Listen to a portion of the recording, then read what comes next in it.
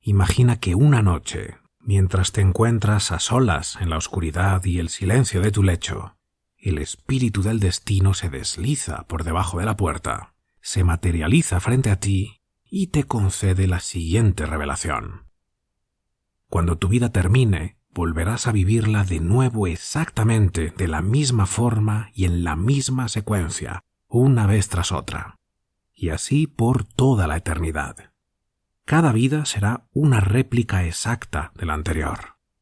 Tus logros y tus fracasos, tu sufrimiento y tu gozo, todos los acontecimientos que has vivido, cada decisión y cada consecuencia, cada pensamiento, sentimiento e idea, todo ello volverás a experimentarlo en una repetición infinita e incansable que no tiene fin.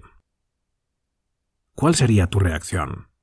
¿Te alegrarías por la oportunidad de volver a vivir lo mismo que has vivido? ¿O quedarías horrorizado por tener que volver a pasar por ello? Este ejercicio de imaginación reflexiva es lo que Nietzsche llamó el eterno retorno, un principio filosófico que nos insta a abrazar la vida en su totalidad, sin miedo ni reservas, para lo cual necesitamos algo llamado amor fati.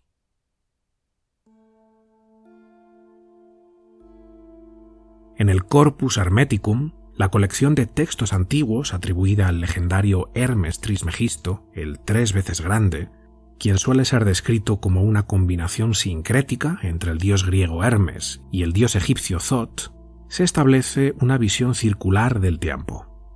Hay un principio y un fin que vuelve a generar a su vez un nuevo principio en el que los mismos acontecimientos se repiten en el mismo orden, tal cual ocurrieron, sin ninguna posibilidad de variación. La figura del Uroboros, el dragón o serpiente que engulle su propia cola y que forma un círculo con su cuerpo, representa precisamente este ciclo de eterno retorno, y se trata de un símbolo que encontramos en diversas civilizaciones ancestrales, como el antiguo Egipto, la antigua Grecia e incluso la mitología nórdica. Jormungandr, la serpiente de Midgard, llegó a crecer tanto que rodeó el mundo y lo aprisionó mordiendo su propia cola, y así permanecerá hasta el Ragnarok, el día de la destrucción total. La antigua práctica protocientífica de la alquimia también utilizó el Uroboros como metáfora que expresa la unidad de todas las cosas materiales y espirituales en un ciclo eterno de destrucción y nueva creación. En este vídeo, sin embargo, no ahondaremos en las raíces metafísicas del eterno retorno o las visiones espirituales del más allá, sino que abordaremos el eterno retorno como concepción filosófica y psicológica. Es decir, cómo usar la idea simbólica de un horizonte de infinitos retornos para adoptar una perspectiva libre de temor e intimidación que nos arroje a vivir el presente con mayor intensidad y atrevimiento. Los estoicos planteaban que precisamente porque existe la posibilidad de un mundo que se extingue para volver a crearse eternamente y donde los mismos actos ocurren de nuevo en un ciclo sin fin, debemos recibir con el ánimo dispuesto los acontecimientos que están destinados a suceder. El destino guía a quien lo acepta, pero arrastra a quien se le resiste. Acepta con un espíritu sereno lo que es inevitable, decía Séneca. El estoicismo invita a abrazar lo que sucede con absoluta entrega, aceptarlo todo sin reticencias y sin caer nunca en el lamento o el victimismo, por muy adverso que sea. Si puedes soportarlo, sopórtalo. Deja de quejarte. Que nadie te escuche quejarte, ni siquiera tú mismo, decía Marco Aurelio. Nietzsche, que había estudiado con gran interés la vida y obra de los estoicos, escribe lo siguiente: ¿qué ocurriría si un día o una noche un demonio se deslizara furtivamente en la más solitaria de tus soledades y te dijese: esta vida, como tú ahora la vives y la has vivido, deberás vivirla aún otra vez e innumerables veces, y no habrá en ella nunca nada nuevo, sino que cada dolor y cada placer, y cada pensamiento y cada suspiro, y cada cosa indeciblemente pequeña y grande de tu vida deberá retornar a ti, y todas en la misma secuencia y sucesión. No te arrojarías al suelo, rechinando los dientes y maldiciendo al demonio que te ha hablado de esta forma. O quizás has vivido una vez un instante infinito en que tu respuesta habría sido la siguiente: tú eres un Dios y jamás oí nada más divino. Si ese pensamiento se apoderase de ti, te haría experimentar, tal como eres ahora, una transformación y tal vez te trituraría. Este texto, que aparece en la sección 341 de La Gaia Ciencia, tiene un título revelador: El peso más grande. Si descubriéramos que el eterno retorno es real, pero no hemos abrazado nuestra vida sin concesiones, la carga sería insoportable.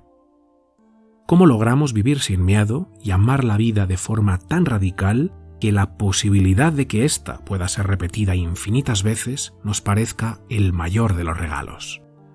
La respuesta, según Nietzsche, es amor fati.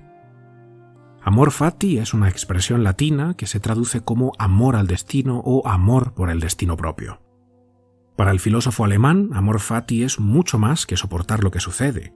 Es una afirmación absoluta de la vida hasta el punto de desear volver a vivirla de la misma forma.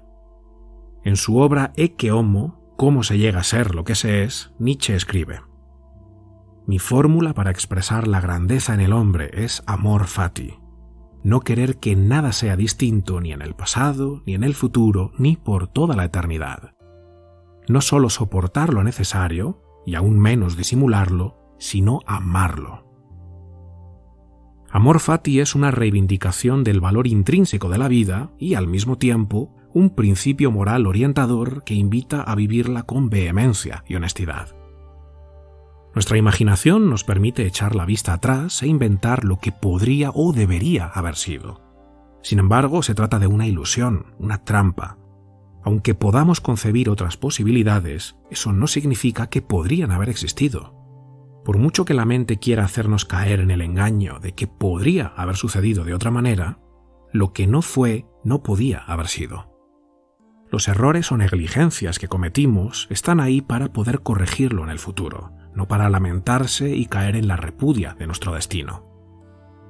Para Nietzsche, el hombre decadente, el más vil y despreciable, es el que se ve dominado por un descontento y desprecio hacia sí mismo, lo que le vuelve incapaz de afirmar y amar su vida y su destino, y despierta en él una voluntad de venganza hacia los demás. Necesita culpabilizar a otros del agujero tenebroso en el que él solo se ha metido.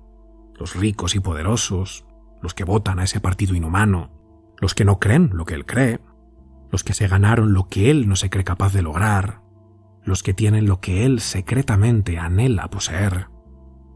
Para evitar enfrentarse a un pesimismo existencial aún más insoportable, dirige su resentimiento hacia la vida misma, que cree que ha sido injusta con él y que juzga como cruel y despiadada.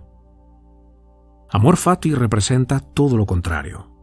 Para Nietzsche es el estado más elevado al que el hombre puede aspirar. Habiendo despertado al reconocimiento de que todo converge en un eterno ahora, ya que todas las cosas están encadenadas, trabadas, enamoradas, llegamos a la revelación de que ya no podemos condenar o repudiar el destino. Solo nos queda amarlo en su totalidad con una voluntad ilimitada, un amor radical que incluye también el sufrimiento más amargo. Nietzsche postula que el sufrimiento en sí no es el problema, sino su falta de sentido, y amor fati es su particular forma de adoptar un ángulo de vida con el que cada suceso va tejiendo significado, sea cual sea su naturaleza. ¿Y si el placer y el desencanto se encuentran tan unidos que quien quisiera tener el mayor número de placeres posible debe sufrir al menos la misma cantidad de desencanto? Que quien quisiera aprender a dar saltos de alegría debe prepararse para estar triste hasta la muerte. Tal vez así suceda. Al menos eso creían los estoicos, consecuentes en la medida en que deseaban el menor placer posible para conseguir de la vida el menor desencanto que se pueda. Como seres sociales debemos salir de ese rebaño que nos convierte en peleles y cretinos que marchan ciegamente hacia el precipicio. Y como individuos debemos elevarnos por encima del placer vacío y abrazar el dolor y la soledad como parte de la existencia, haciendo que cada instante sea significativo y se convierta por sí mismo en un antídoto contra el nihilismo. La filosofía no puede darnos respuestas decisivas, pero creo que nos proporciona algo infinitamente mejor: preguntas decisivas. Si tuvieras que vivir esta vida una y otra vez, ¿cómo lo harías?